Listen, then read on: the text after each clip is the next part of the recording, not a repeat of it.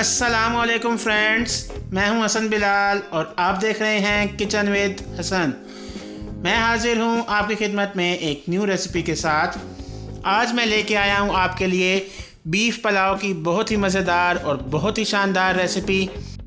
Beef pulao कैसे बनाया जाता है, इसमें कौन कौन से इंग्रेडिएंट्स शामिल होते हैं, सारी चीज़ें आपको detail wise step by step समझाऊंगा। इसलिए वीडियो आपने लाजमन एंड तक देखनी है, कोई भी स्टेप मिस नहीं करना। तो बीफ पुलाव की ये रेसिपी स्टार्ट करते हैं हम।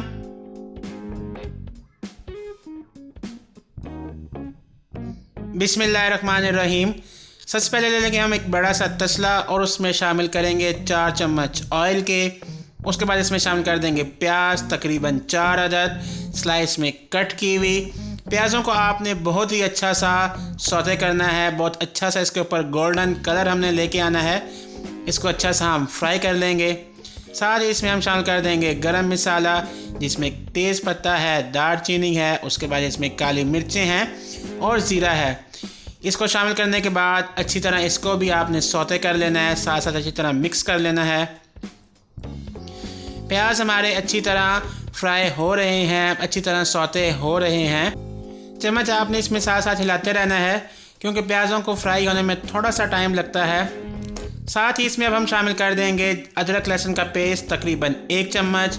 इसको शामिल करने के बाद इसको भी प्याज़ों के साथ हम अच्छी तरह सौते कर लेंगे कि अदरक लहसुन के ऊपर भी एक अच्छा सा गोल्डन कलर आ जाए। अच्छी तरह आपने इसको फ्राई कर लेना है। ऑयल का इस्तेमाल इसमें हमने थोड़ा सा कम किया, क्योंकि हम बीफ का इस्तेमाल कर रहे हैं तो उसमें चर्बी वगैरह होती है, तो वो ऑयल ज़्यादा सारा बन जाता है। तो आप अगर ज़्यादा डाल देंगे तो वो बहुत ही ज़्यादा हो जाएगा। उसके बाद इसमें शामिल कर देंगे हम टमाटर, तकरीबन 3 अदद टमाटर शामिल करेंगे, अच्छी तरह चॉप किए हुए। टमाटर शामिल करने के बाद दोबारा से इसको अच्छी तरह मिक्स कर लेंगे कि जो टमाटर हमारे हैं वो अच्छी तरह सॉफ्ट हो जाएं, अच्छी तरह नरम हो जाएं, गल जाएं अच्छे से। साथ साथ इसमें भी आपने चम्मच अच्छी तरह हिलाते रहना है और इसको मिक्स करते रहना। टमाटोज व्यूअर्स हमारे अच्छी तरह सॉफ्ट हो चुके हैं। अब इसके बाद इसमें हम शामिल करेंगे अपने नेक्स्ट इंग्रेडिएंट्स, जिसमें है लाल मिर्ची पाउडर है तकरीबन 1 चम्मच। उसके बाद नमक शामिल कर देंगे 1 चम्मच या आपके टेस्ट के मुताबिक। कुटी हुई लाल मिर्चें 1 चम्मच, गरम मसाला पाउडर आधा चम्मच। उसके बाद धनिया पाउडर शामिल कर देंगे 1 चम्मच और हल्दी शामिल कर देंगे तकरीबन आधा चम्मच। साथ ही इसमें थोड़ा सा पानी शामिल कर देंगे कि मसाला नीचे से लगना ना शुरू हो जाए, और दोबारा से इसको अच्छी तरह मिक्स कर लेंगे। जैसे पहले भी मैं आपको बार बार बताता हूँ कि मसाला आपने बहुत ही अच्छी तरह भून लेना है कि आपका जो मसाला है वो कच्चा बिल्कुल ना रहे। मसाला हमारा बहुत ही अच्छे से भुन रहा है, फ्राई हो रहा है, ऑयल इसमें सेपरेट हो रहा है।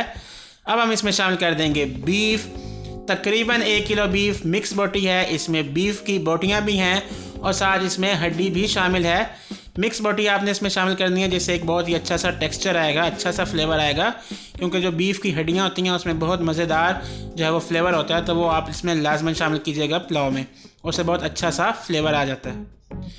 इसको शामिल करने के बाद इसको अच्छी तरह भून लेना है, क्योंकि हमारा जो बीफ है वो अच्छी तरह गला हुआ है, तो इसको अच्छी तरह बस भून लेंगे। ज़्यादा इसको पकाने की ज़रूरत नहीं है, बस 5 से 6 मिनट इसको अच्छी तरह हम भून लेंगे।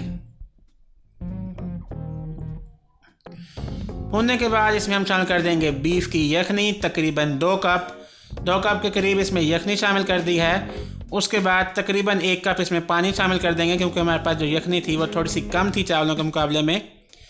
इसको दोबारा से अच्छी तरह मिक्स कर लेंगे और इसको कवर कर देंगे, पकाने के लिए रख देंगे, जब तक इसमें बहुत ही अच्छा सा एक बॉयल ना आ जाए। सो व्यूअर्स, हमारे जो पानी है उसमें अच्छा सा बॉयल आ चुका है। अब इसको एक दफ़ा मिक्स करेंगे और उसके बाद इसमें हम शामिल कर देंगे अपने चावल तकरीबन 1 किलो थे, आधा घंटा इसको भिगो कर रखा हुआ था। उसके बाद अब इसमें चावल शामिल किए जा रहे हैं। चावल शामिल करने के बाद इसको दोबारा से हम अच्छी तरह मिक्स कर लेंगे। अब हम इसको पकाएंगे तकरीबन 12 से 15 मिनट लो फ्लेम पे हम इसको पकाएंगे, या जब तक इसका जो पानी है वो खुश्क नहीं हो जाता तब तक इसको हम कवर कर देंगे। सो व्यूवर्स, माशाल्लाह हमारा पुलाव जो है उसमें जो चावलों का पानी जो है वो सूख चुका है। अब हम इसको दम लगा देंगे। तकरीबन 15 मिनट आपने इसको दम लगाना है। दम वाले फ्लेम पर, बिल्कुल ही लो फ्लेम पर आपने इसको दम पे लगा देना है। साथ ही इसमें कुछ कोरिएंडर शामिल कर दें जिससे एक अच्छी सी लुक आ जाएगी गार्निशिंग के लिए, और इसको हम दम लगा देंगे।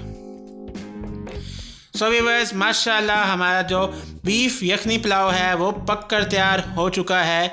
देखिएगा कितनी शानदार इसकी लुक आई है, खिला खिला इसमें चावल है।